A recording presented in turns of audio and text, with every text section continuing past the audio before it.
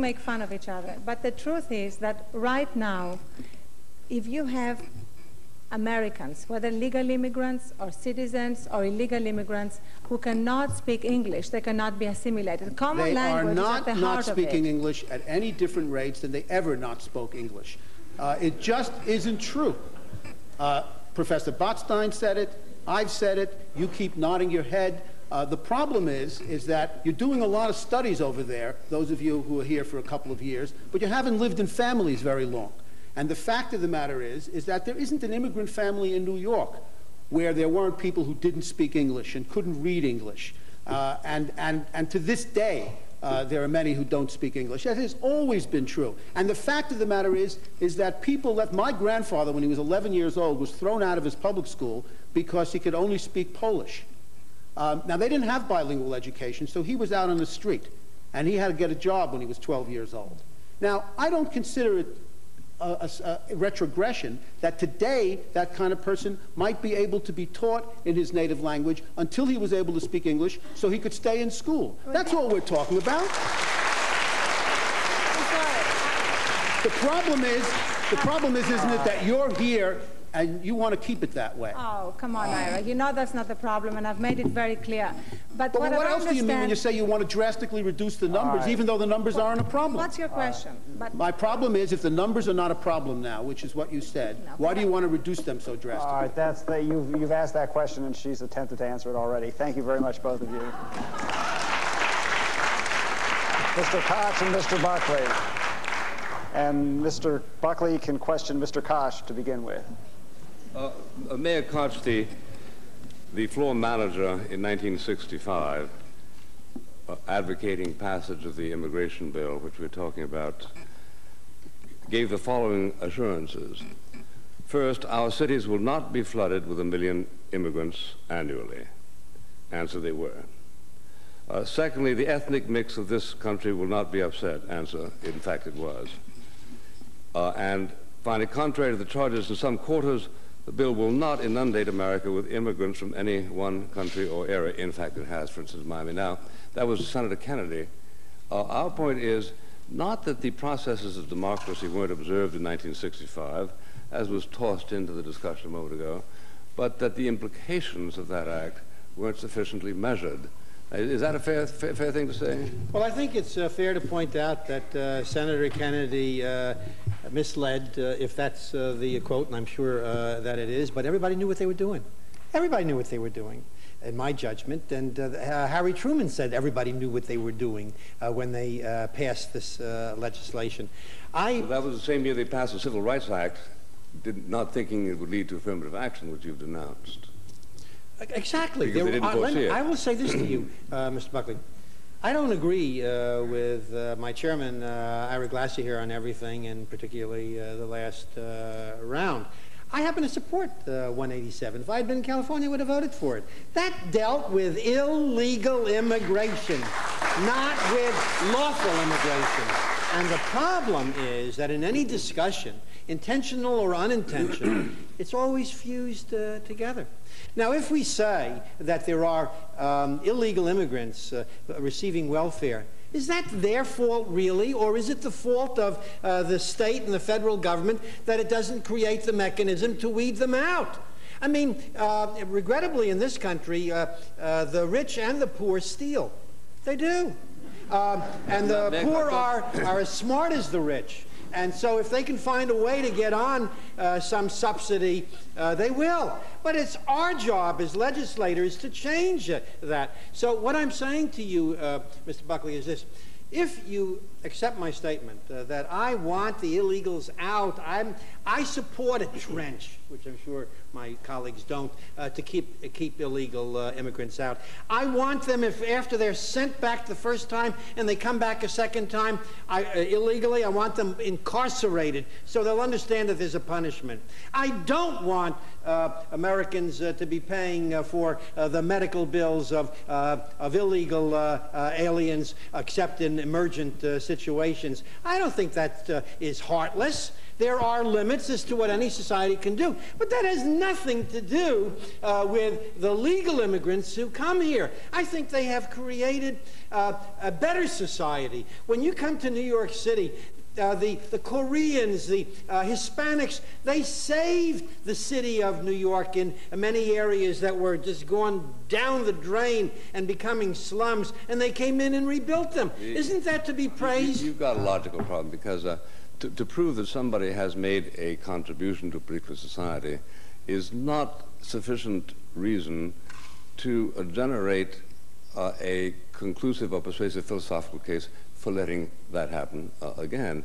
I mean, I can understand a law in which Einstein might have been inadvertently excluded, but that doesn't mean that the laws were designed to exclude Einstein. But if I may say this, when 1/3 to 1/2 of the Westinghouse scholars are immigrants from immigrant families, and a huge percentage are Asians, does it make any sense in this technological age where we're looking for brains, where we're looking for people to come in to our society and upgrade it, particularly in the areas of math, that we should want to exclude these people? That's your first offensive question. I mean, I am being offensive, going on offensive, Mr. Buckley. To which I replied that there are two comments that are appropriate to that question. Number one, why aren't Americans doing better? If you say, well, it's because it's a genetic problem, then I say, okay, then in that case we can't do better. But I don't see what has changed in our genes that caused the SAT scores to go down 80 points in the last 10 years, but they have. Number two, if your argument is we ought to be extremely receptive to anybody who can outdo an average American in intelligence tests, then presumably that would be our new immigration policy, right? We'd send over a team to Peking or wherever, and invite them all over. In point of fact, we don't take that position because America is about something other than pure raw intelligence, isn't it? And you are right. But it happens that when you allow these immigrants to come in, you're getting both. You're getting everything that's positive, where you see it to be positive, that doesn't relate to math skills or other abilities that help the society. And I am not for going over and selecting the cream of China. I am happy to rely on those immigrants that come here. You know why? Because the people who are willing to get up and go, historically, have been the best of any country.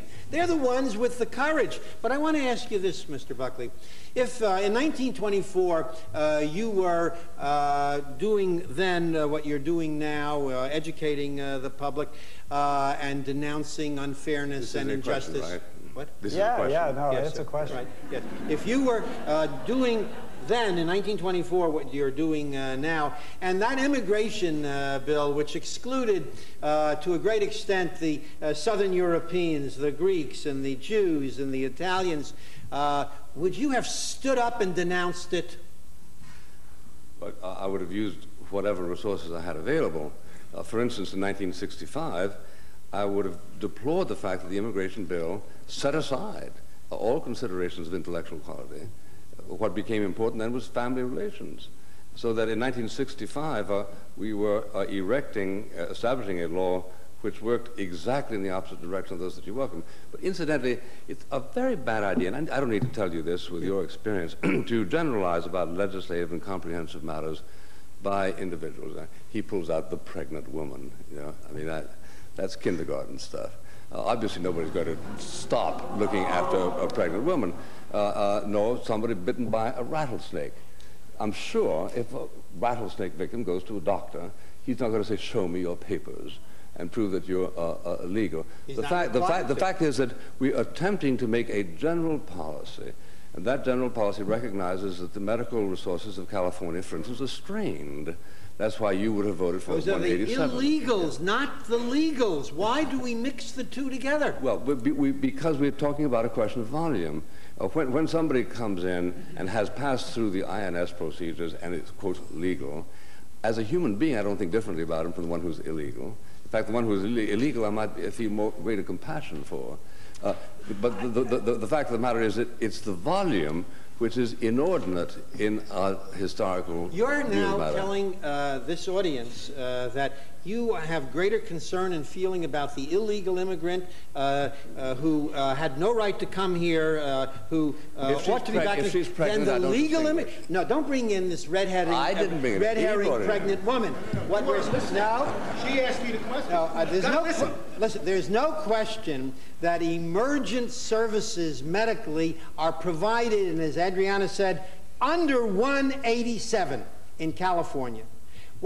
And that is the problem with people who want to close down or vastly limit immigration. They want to confuse the issue by merging and fusing illegal and legal immigration. Thank you both. Thank you both, gentlemen. Peter Brimelow. Here's your chance, all of you, to prove that you've read Peter Brimelow's book. Leon Botstein. Mr. Brimelow, you started this debate by saying something about race being destiny in American politics. You made a distinction between European politics. And for European immigrants, where citizenship and being part of the French nation, the German nation, is really a function of birth and place and language, I wonder why you think that American politics, race is destiny. Is it merely because you think they're all going to vote Democratic? You mean, you're asking me a technical question here. Why is it in the past? A policy question which derives from, I think, your position on the immigration question. Well, the point I'm making is very simple. In the past, it's simply a matter of record that ethnicity is what drives American political allegiance. If you don't understand that, it's time to read some more political science. Mr. Koch. Mr. Brimelow, why don't we give greater emphasis, instead of in your direction of stopping it, the immigration, to firm up the sponsorship affidavit so that everyone who sponsors a legal immigrant is then responsible for, in my judgment, up to 5 years until that immigrant has the right to become a citizen. Why don't we give that the emphasis instead of what you're emphasizing, which everyone believes is race? Everybody believes it except the ones who've actually read the book. The answer is quite simple. There are all kinds of ways of reforming immigration that are rational, and they should be debated. For example, it's quite clear to me that you don't understand that the 65 Act has skewed skill levels downwards. Actually makes it harder for these skilled immigrants to come in.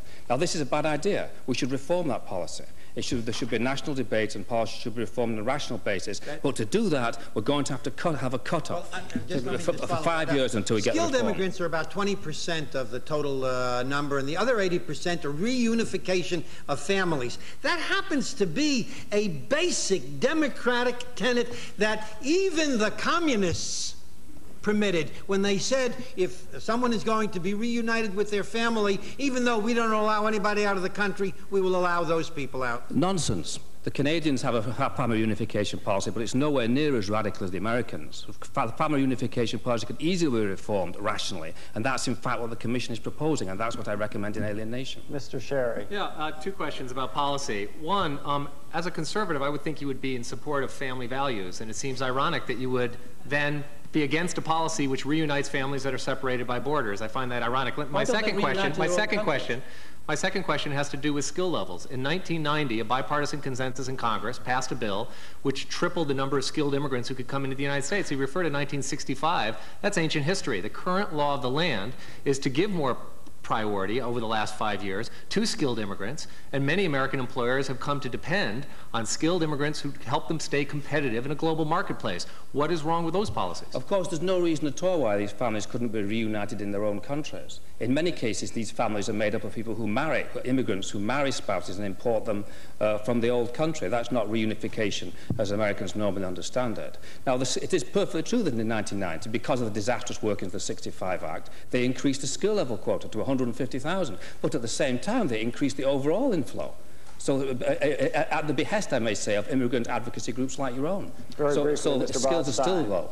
Aren't you really concerned about the consequences of the 65 Act having to do with the racial distribution who comes to the United States and not the numbers? No, I think numbers are of the essence. If the numbers could be brought down, then all these other problems would go, even skill levels would go away. And I actually say that in the book, which is why I'm astonished to find Ira Glasser arguing that I'm in favour of ethnic quotas. Thank you, Mr. Brimelow. Mr. Sherry.